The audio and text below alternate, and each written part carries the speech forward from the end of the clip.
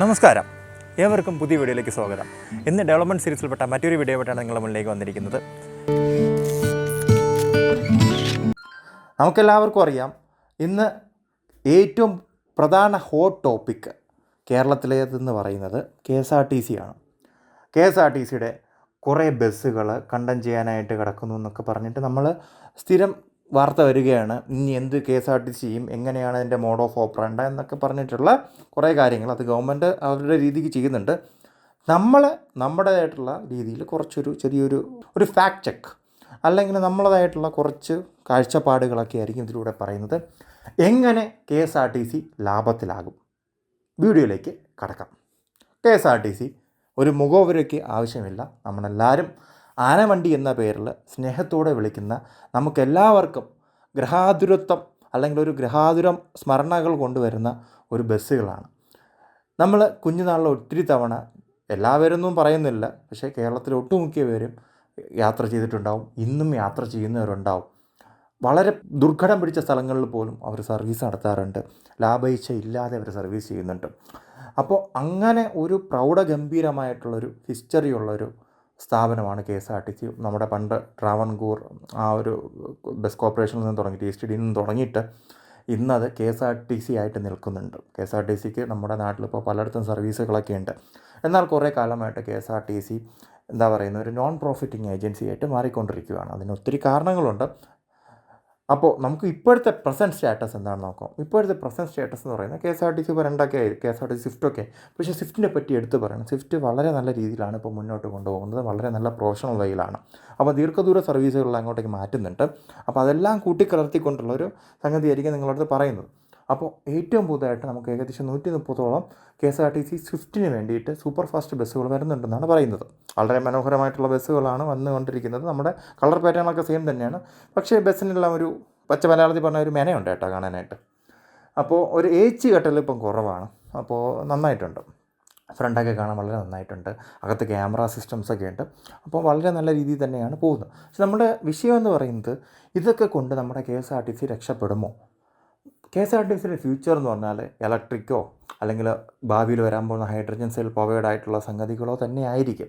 കാരണം നമുക്ക് best example എന്ന് പറയുന്നത് നമ്മുടെ ഇപ്പോൾ ട്രിവാൻഡ്രം സിറ്റി സർവീസായിട്ട് ഓടുന്ന നമ്മുടെ ഇലക്ട്രിക് ബസ്സുകളാണ്.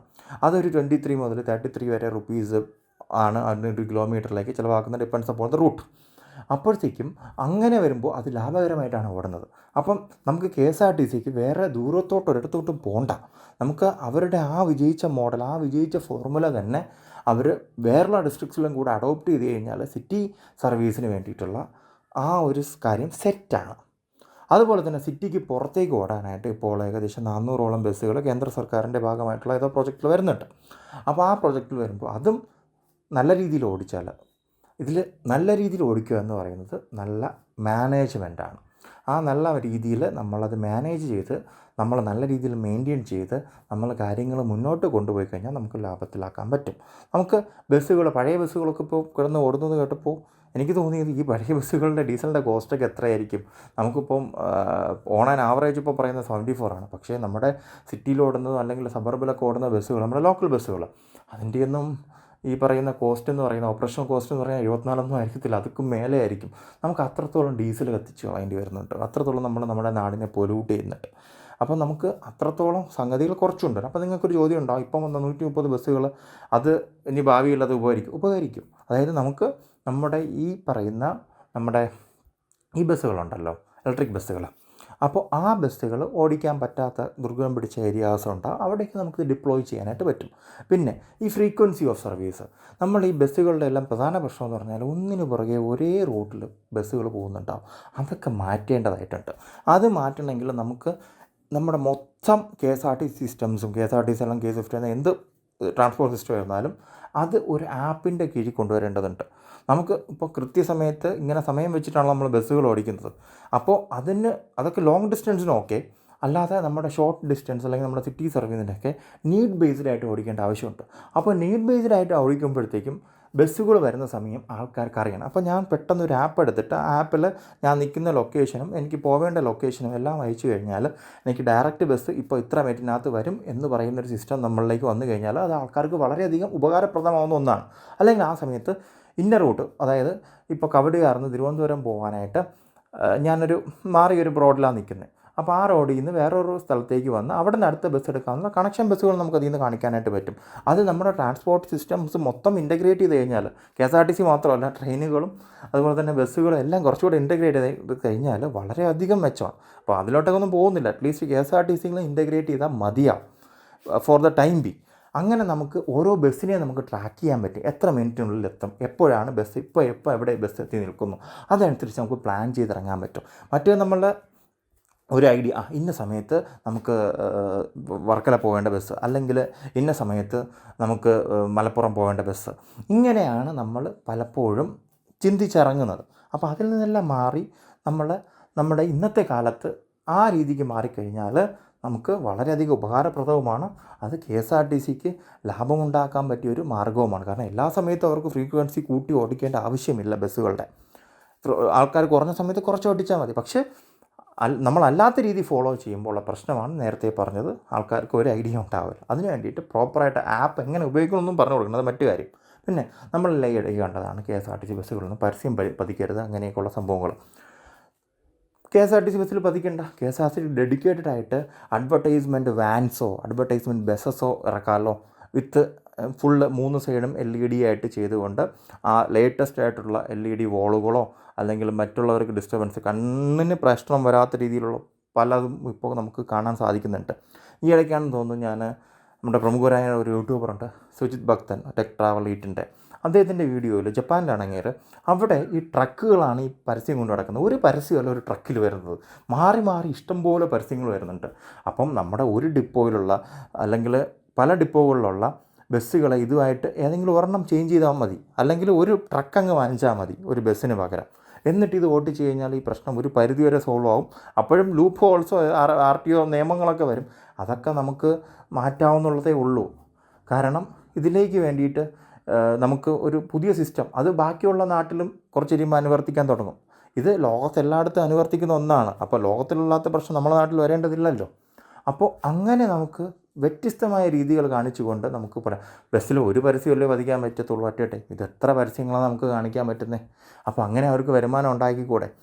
വലിയ ഡിപ്പോകളാണെങ്കിൽ ഒരു 3 ട്രക്കുകൾ ഇതിന് വേണ്ടി മാറ്റി വയ്ക്കുക, അല്ലെങ്കിൽ ബസ്സുകൾ മാറ്റി വയ്ക്കുക, അല്ലെങ്കിൽ ചെറിയ ഡിപ്പോകളാണെങ്കിൽ അവർക്ക് കിട്ടുന്ന ഒരു ബസ്സും വല്ലതും മാറ്റി വയ്ക്കുക. അങ്ങനെ നമുക്ക് നമ്മുടെ കേരളത്തിൽ അങ്ങോളം ഇങ്ങോളം എക്സ്റ്റൻസീവായിട്ട് KSRTCക്ക് ലാഭം ഉണ്ടാകും, അതുപോലെ തന്നെ ഈ പരസ്യം കൊടുക്കുന്ന കമ്പനികൾക്കും ലാഭം ഉണ്ടാകും, എല്ലാവരും ഹാപ്പി.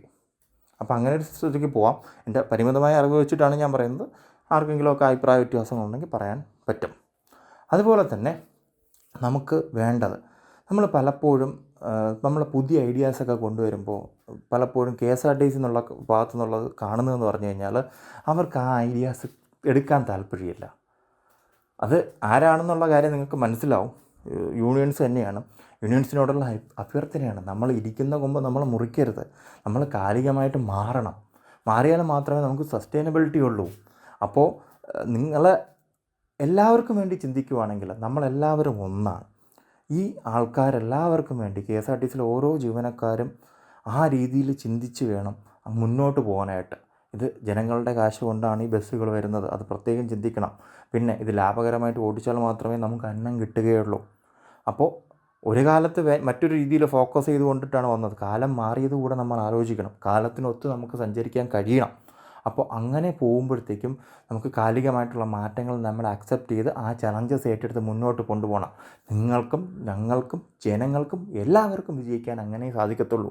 KSRTC നഷ്ടത്തിലോടുന്നു എന്ന് പറയുമ്പോഴത്തേക്കും, നിങ്ങൾക്ക് അന്നം മുട്ടുന്നു എന്ന് പറയുമ്പോൾ നിങ്ങൾക്ക് മാത്രമല്ല വിഷമം വരുന്നത്, ഇവിടുത്തെ ജനങ്ങൾക്ക് ഓരോരുത്തർക്കും വിഷമം വരുന്നുണ്ട്. കാരണം ഇതിനെല്ലാം സ്നേഹിക്കുന്ന ഒരു ഒട്ടനവധി ജനവിഭാഗം ഇവിടെ ഉണ്ട്.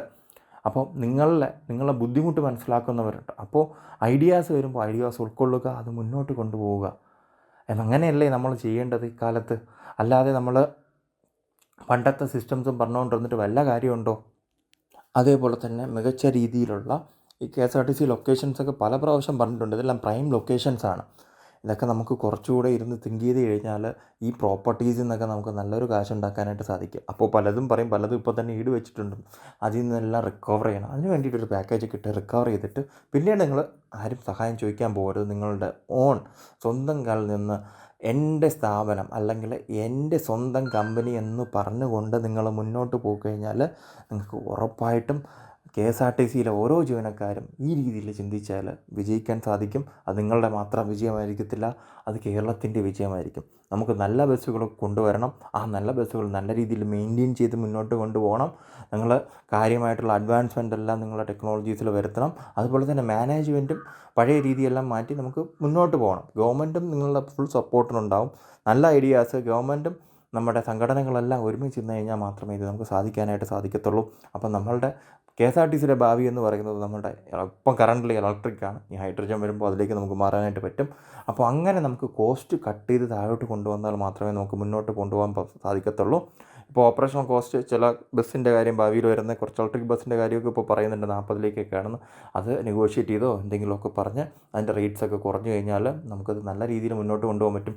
അങ്ങനെ 40 രൂപയെന്ന് പറയുമ്പോൾ മറ്റൊരു കാര്യം ചിന്തിക്കുക, നമ്മളെ കറൻ്റ് ബസ്സൊക്കെ 74+ 74 ഓൺ ആവറേജ് ആണ്. അതിന് മുകളിലായിരിക്കും മിക്കവാറും എല്ലാം ഓടുന്നത്.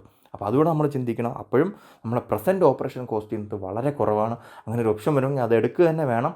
നമുക്ക് നെഗോഷിയേറ്റ് ചെയ്യാൻ പറ്റുമെങ്കിൽ വെൽ ആൻഡ് ഗുഡ്.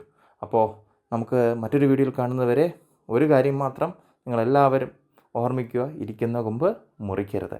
നന്ദി, നമസ്കാരം.